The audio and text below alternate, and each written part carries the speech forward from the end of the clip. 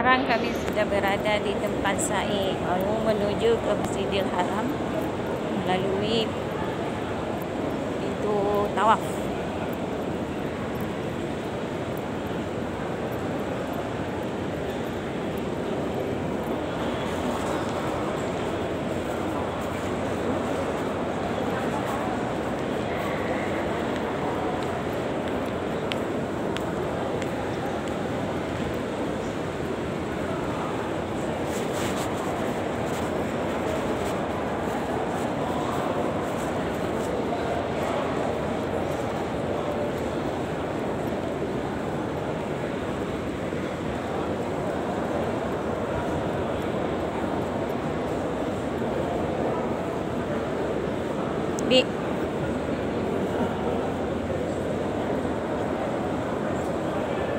Wah, pintu tawafnya ditutup, tak bisa masuk lagi.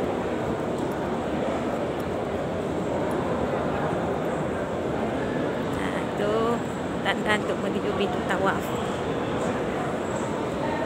Kita solat di situ. Sudah ditutup, kita di tempat sa'i lah, ya. Tak dikasih, nanti aja di salat isya. Ya. Sini aja.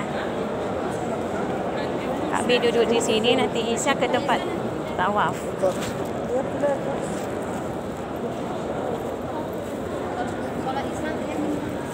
Ya udah, duduk bibi, kita salat di sini. Ayo ibu duduk di situ. Ini kawan-kawan kami Banda Maria. Semua nggak bisa masuk, sudah penuh.